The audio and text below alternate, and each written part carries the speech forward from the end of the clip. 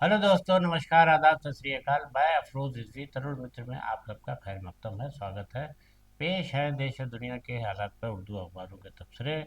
तो उर्दू अखबारों ने अमेरिका, ईरान और इसराइल को लेकर जो युद्ध छिड़ा हुआ है इस सिलसिले में बहुत सारी रिपोर्ट प्रकाशित की है। इसमें खास बात ये कही जा रही है कि अब होर्मुज़ को लेकर के जो डोनाल्ड ट्रंप की तरफ से, अमेरिकी राष्ट्रपति की तरफ से, ये नाटो देशों और समेत तमाम देशों से ये अपील की जा रही है कि वो होर्मुज़ के रास्ते को खुलवाने के लिए उनके साथ दें, उनके साथ हैं। तो लगभग सभी ने मना कर दिया है। इसके बाद से ट्रंप जो है बहुत खफा हैं, बहुत आक्रोशित नज़र आ रहे हैं।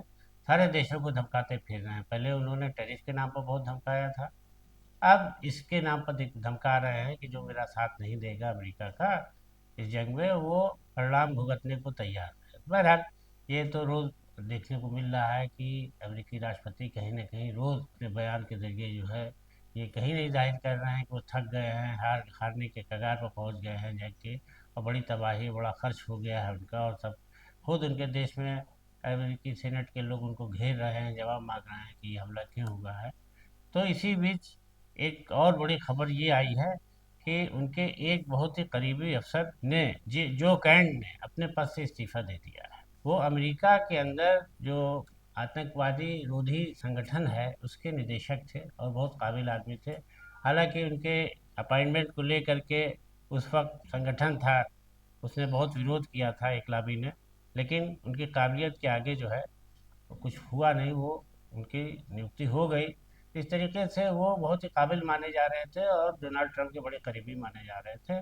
तो उन्होंने ईरान के खिलाफ अमेरिकी हमलों से तंग आकर इस्तीफा दे दिया, और उन्होंने ये कहा कि हमारे देश को तात्कालिक कोई खतरा ईरान से नहीं था, ये जंग बिला वजह थोपी गई। उन्होंने ये भी कहा कि दरअसल जंग इसराइल और अमेरिका में, इसराइल के जो शक्तिशाली लॉबी है उसने ट्रंप को इस जंग के लिए मजबूर किया है, जिससे न सिर्फ ईरान परेशान हुआ, पूरी दुनिया में परेशानी हो रही है, बल्कि अमेरिका भी एक तबाही की दौर से गुजर रहा है।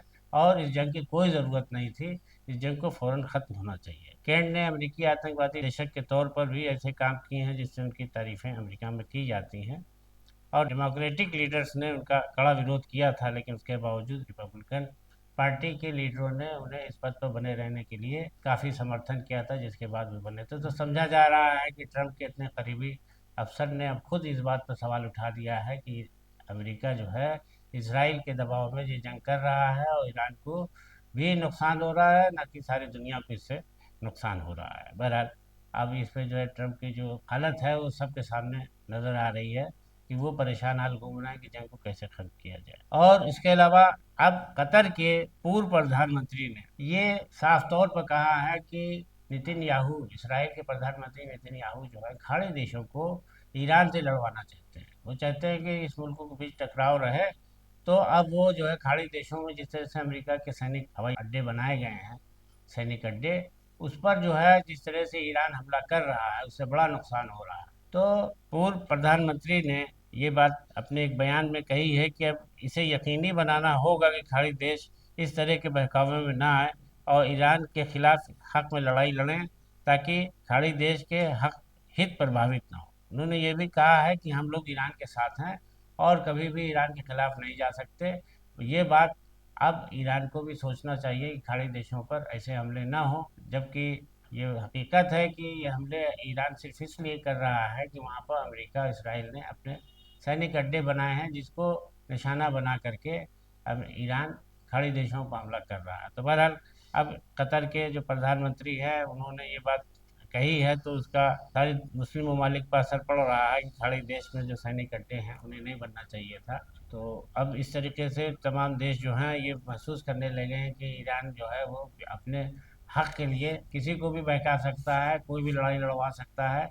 खुद कतर में उन्होंने कहा कि अगर कतर अपने लड़ाई लड़ने के लिए अभी ऐलान कर दे ईरान से, तो अमेरिका पीछे हट जाएगा। तो उन्होंने इस बात को साफ किया कि अमेरिका और इसराइल सिर्फ अपने मफाद, अपने लाभ के लिए ऐसा कर रहे हैं। इस सिलसिले में खाड़ी देशों को भी सोचना चाहिए। और इसके अलावा इस वक्त पाकिस्तान और अफगानिस्तान के बीच भी ज़बरदस्त युद्ध छिड़ा हुआ है।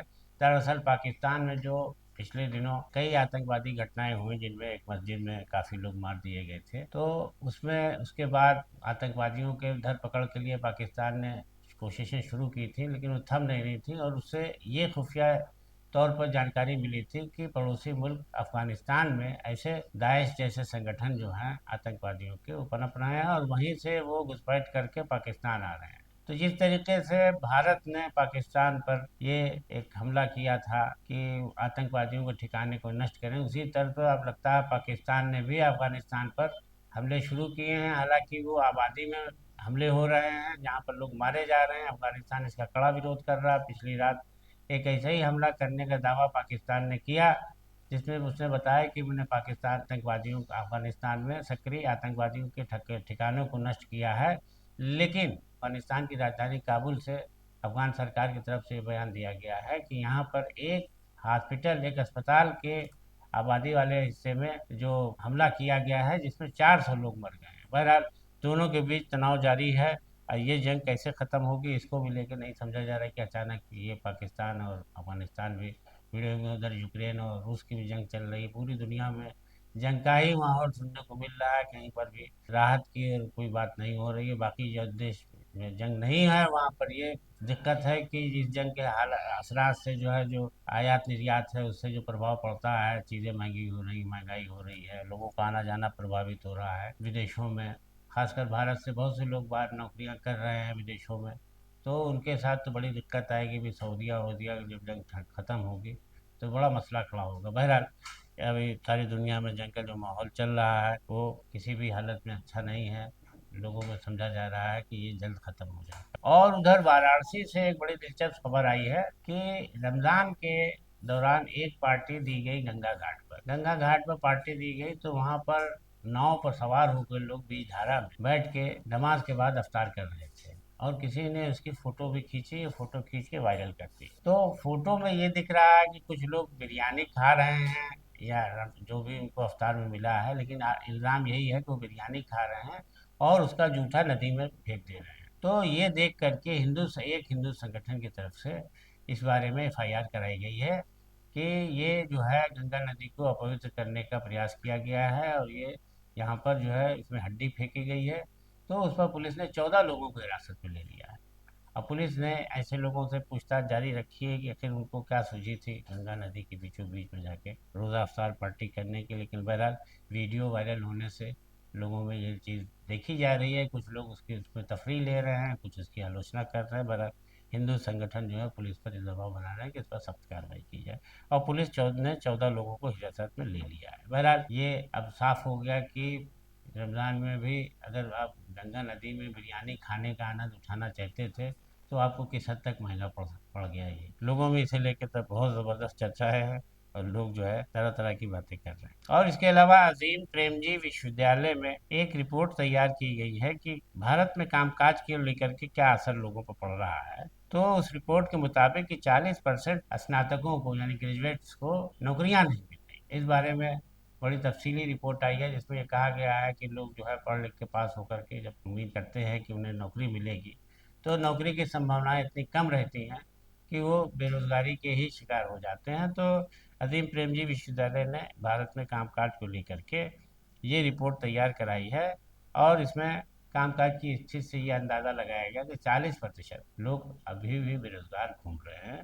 और ये इसमें कहा भी गया है कि ये बढ़ सकती है, कम होने का नाम नहीं ले रही है, इसलिए कि ये प्रतिशत जो है वो तब आका गया है कि जबकि कुछ लोग प्राइवेट जॉब में लगे हुए हैं, जब सरकारी नौकरी नाम की कोई चीज़ नहीं है। और उधर बड़ा दिलचस्प होगा पश्चिम बंगाल में विधानसभा चुनाव, खासकर टीएमसी की नेता और चीफ मिनिस्टर ममता बनर्जी का इलेक्शन लोगों के लिए आकर्षण का मरकज होगा, जिसमें लोग देखेंगे कि एक बार फिर शुभेंदु अधिकारी के साथ उनका मुकाबला होगा।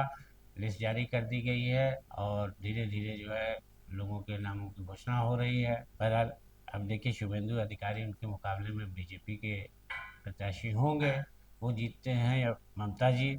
लेकिन वो अपनी पूरी ताकत झोंके हुए हैं। लेकिन इधर इलेक्शन कमिश्नर की तरफ से भी, इलेक्शन कमीशन की तरफ से भी जो अभी कार्रवाई की गई, बड़े बड़े अफसरों को हटाया गया है, उसमें कहीं ना कहीं ममता बनर्जी हताश दिख रही हैं।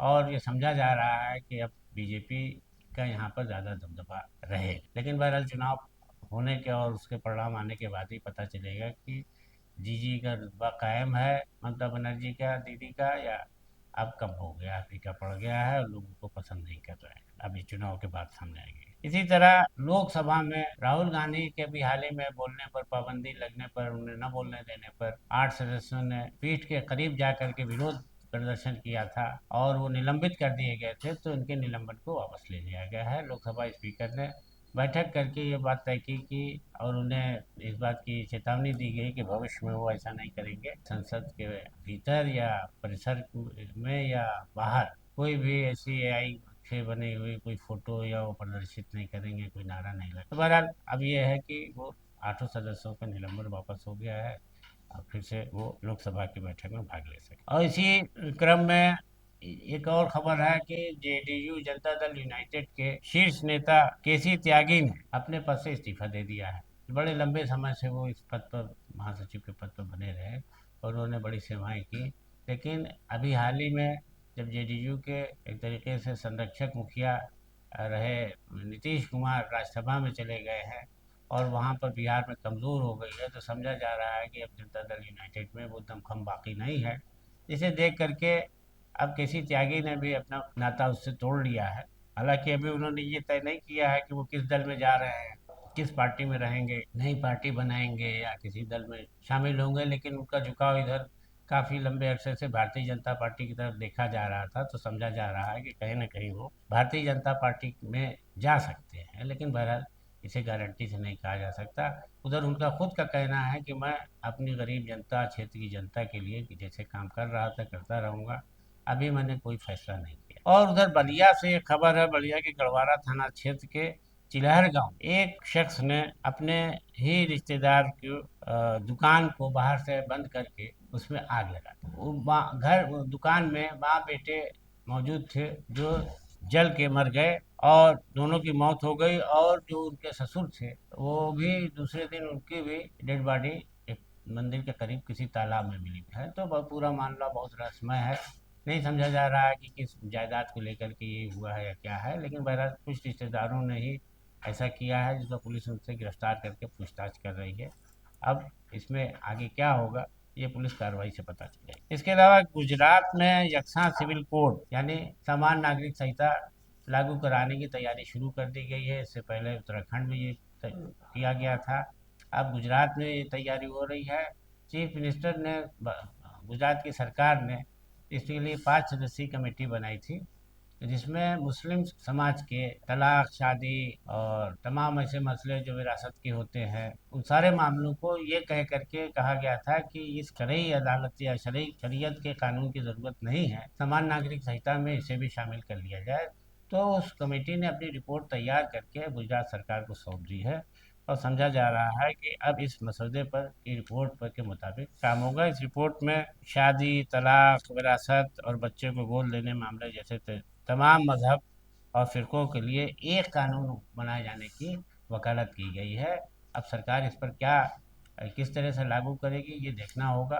अभी रिपोर्ट शामिल कर दी गई है और समझा जा रहा है कि ये जल्दी लागू होगी। और उधर मुल्क में ईंधन को लेकर जो अफरा तफरी का माहौल मचा हुआ है, उसमें कहा जा रहा है कि अभी भारत सरकार की तरफ से कि मुल्क में ईंधन की कोई कमी नहीं है और हमारे पास बहुत बड़ा ज़ख़ीरा, बहुत बड़ा गोदाम में हमारे पास इसका जो है स्टॉक है, कहीं भी कोई कमी नहीं है। जो लोग कह रहे हैं ऐसा कह के उन लोगों को गुमराह कर रहा है। इसी बीच यूपी की तरफ से लखनऊ से एक बड़ी खबर जारी की गई जिसमें कहा कि यूपी में बड़े पैमाने पर गैस ईंधन को लेकर के छापे मारे गए, जिसमें 86 मुकदमे दर्ज किए गए। एक जानकारी के मुताबिक गैस की डिलीवरी जिन जिन केंद्रों से होती थी, लगभग 5,813 सेंटर्स पर ये छापे मारे गए हैं, जिनमें 12 लोगों के खिलाफ एफआईआर दर्ज की गई है। वहां पर काफ़ी अनियमितताएं पाई गई, जहां पर कि सिलेंडर देने में कोताही की जा रही थी। इसके अलावा सिलेंडर की कालाबाजारी करने के 74 मुकदमे दर्ज किए गए। तो इस तरीके से 58 लोगों के खिलाफ मुकदमे चलाने की भी कार्रवाई की गई है जो इस तरह से कालाबाजारी कर रहे थे। तो कुल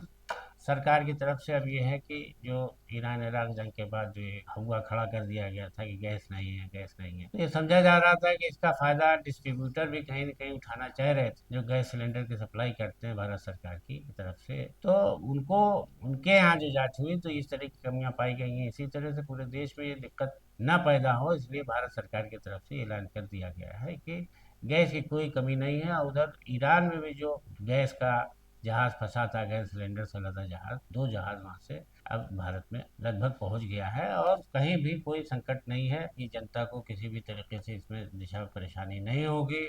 और उधर उत्तर प्रदेश में भी ऐसे तमाम छापे मार करके ये कार्रवाई कर दी गई है, कितने की इसकी कालाबाजारी किसी भी तरह से नहीं होगी। तो ये समझा जा रहा है कि गैस सिलेंडर की सप्लाई में, यानी गैस ईंधन को लेकर के, जो पकाने वाली गैस के लिए लोग बहुत बड़ा हवा खड़ा किए हुए थे कि अब नहीं मिलेगी तो कैसे होगा, तो कालाबाजारी शुरू हो गई। तो वह सरकार के सख्त कदम उठाने से अब इसमें लोगों को राहत ज़रूर मिलेगी, ऐसा दावा सरकार का भी है। और फिलहाल ये देखने में भी आ रहा है कि अब लोगों में उस तरीके की कोई बहुत ज़्यादा हलचल या बेचैनी नहीं है गैस को लेकर के। तो दोस्तों आज के लिए इतना ही, फिर होंगे फिर रूबरू कुछ नए तबसरों के साथ।